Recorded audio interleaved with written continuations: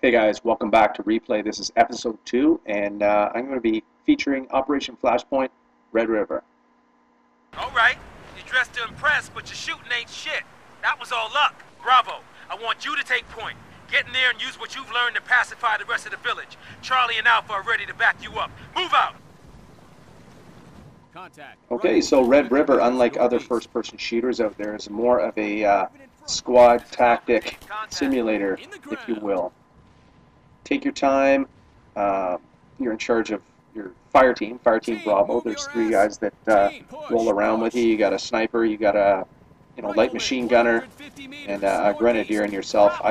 You can switch around, but I picked myself. I'm more of an assault guy. So as you can see through the HUD that I'm displaying there in some of this gameplay, this isn't like some of the other Twitch Reflex FPSs out there. This is more tactical and slower pace, but more realistic. Now, some people like that, some people won't. Point in case right here, enter this building, I take 1 shot.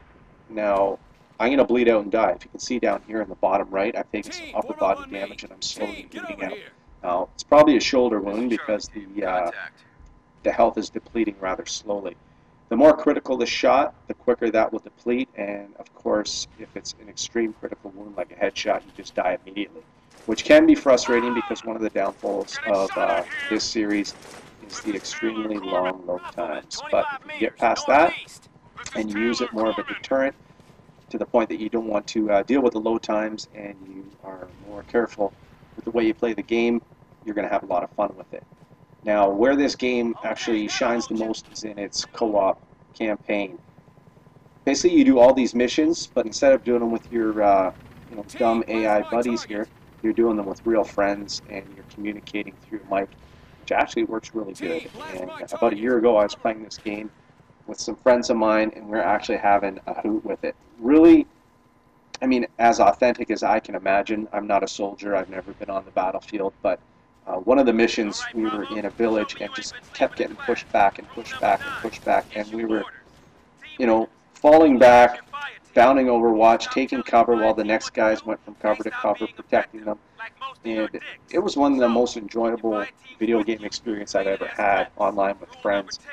And I'd like to get back into that sort of stuff, and this is the purpose of my replay series. Hopefully, if you haven't heard of this game and it turns you on, perhaps you'll pick it up and maybe we can get into a few rounds. I'm not just going to post up, garbage games, shit that I've owned in the past. These are games, the purpose of the replay series that I'm going to feature on Gamer Revolt.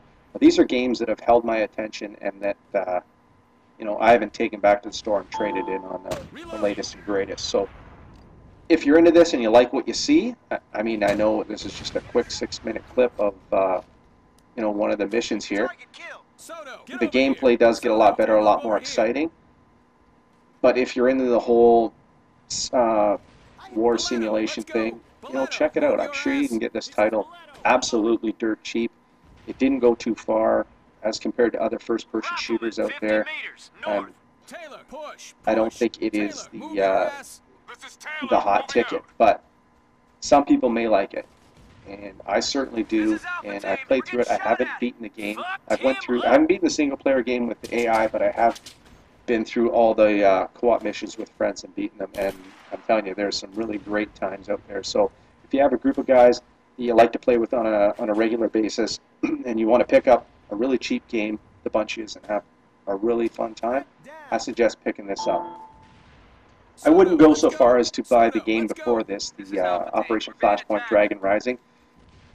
Although the missions were quite similar and it was a lot of fun, I mean, I still had fun with my buddies playing it, the control layout was absolutely atrocious. I mean, you could play that game for an hour and a half and still fumble with the buttons because it just didn't make sense. And you're so used to playing other first-person shooters where, your left top bumper was your aim down the sights and clicking the left sticks with crouch. I mean, Dragon Rising was so screwed up. I'm talking, I think it was aim down the sights was your triangle button on the PlayStation or something. Really, really stupid, and there's no way to change it. So there was a very steep learning curve as to how the controllers, I don't know what they were thinking when they built that control scheme. But they have matched it very similar to games like Battlefield, Call of Duty. That's what the button layout is now, so it's a lot more fluid. even the interface where you're communicating with your soldiers, telling them to take point, flank left, right, to suppress a target, calling someone to heal you, or sending a teammate out to heal another teammate. That all works pretty smooth. I mean, you do have to take a few beats and take a knee and hide behind a corner to get that stuff going. But, the payoff is huge. If you can keep your team together, roll through the missions, and get out with, everybody standing up at the end, it's, job well done, soldier, because this game can be quite challenging. So I hope you like what I've shown you today.